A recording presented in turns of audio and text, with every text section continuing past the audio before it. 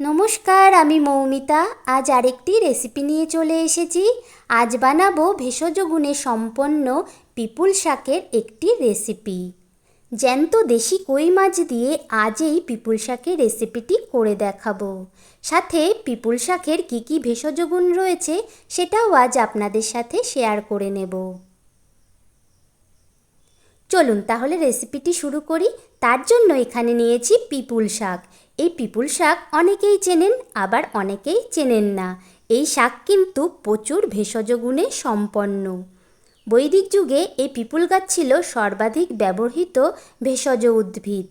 বেদশাস্ত্রে প্রথম এই পিপুলের উল্লেখ পাওয়া যায়। গুল্ম জাতীয় এই উদ্ভিদে রয়েছে প্রচুর ভেষজ গুণ, যা বিভিন্ন রোগ নিরাময়ে সাহায্য করে, যেমন ঠান্ডা লাগা, শ্বাসকষ্ট, জ্বর, কুষ্ঠরোগ, অশ্ব, আমবাত প্রভৃতি প্রতিরোধে ব্যবহৃত হয়। এমনকি স্মৃতিশক্তি বৃদ্ধিতেও এই গাছের উপকারিতা রয়েছে প্রচুর। পিপুল শাকের উপকারিতা তো বললাম, এবার চলুন রান্নাটা শুরু করি। রান্নার জন্য আমি পিপুল শাকগুলো কেটে ভালো করে ধুয়ে নিয়েছি, আর সাথে একটা আলুও কেটে নিয়েছি। আর এই রান্নার জন্য আমি দেশি জ্যান্ত কই মাছ নিয়েছি। মাছগুলো ধুয়ে নুন হলুদ মাখিয়ে নিয়েছি। এবারে একটা কড়াই বসিয়ে দিয়েছি। এবার কড়াইতে দিয়ে দেব তেল। এখানে আমি সাদা তেল দিয়েছি, আপনারা চাইলে সর্ষের তেল দিয়েও রান্নাটা করতে পারেন। তেলটা গরম হয়ে গেছে, এবার মাছগুলো দিয়ে ভেজে নেব। রান্নার জন্য মাছগুলো হালকা লাল করে ভেজে নিয়েছি। এবারে একটা পাত্রে মাছ ভাজাগুলো উঠিয়ে নিলাম। মাছ ভাজার পর যেটুকু তেল ছিল সেই তেলের মধ্যে এবার দিয়ে দিলাম কেটে রাখা আলুর টুকরোগুলো। আলুর টুকরোগুলো দিয়ে হালকা লাল করে ভেজে নেব। হালকা লাল করে ভেজে নিয়েছি। এবার এর মধ্যে দিয়ে দিলাম অল্প পরিমাণে নুন, হলুদ গুঁড়ো। এবার দেব মাত্র দুটো কাঁচা লঙ্কা চেরা।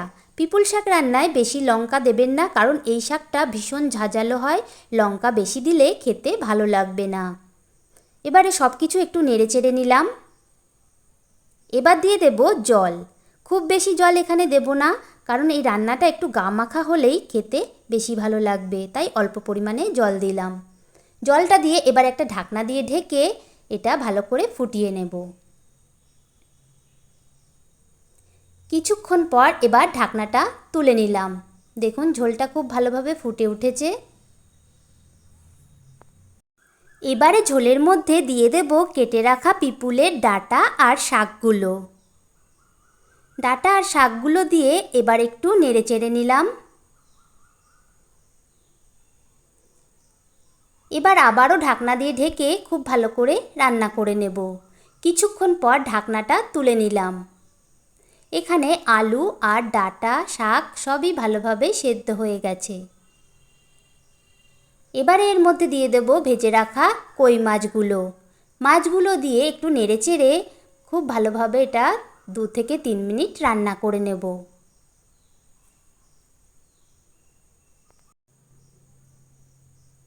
2 থেকে 3 মিনিট হয়ে গেছে। দেখুন খুব ভালোভাবে মাছের সাথে ঝোলটা ফুটে উঠেছে। এবার এটা একটা পাত্রে ঢেলে নেব।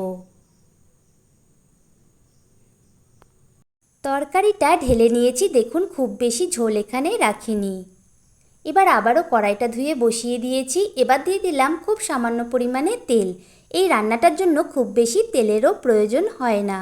তেলটা গরম হয়ে গেছে। এবারেতে ফোড়ন দিয়ে দেব রাঁধুনি। রাঁধুনি ফোড়ন দিয়ে এই তরকারিটা রান্না করলে খেতে খুবই সুস্বাদু লাগে। ফোড়নটা দিয়ে খুব ভালো একটা ঘ্রাণ বা গন্ধ বের হয়েছে।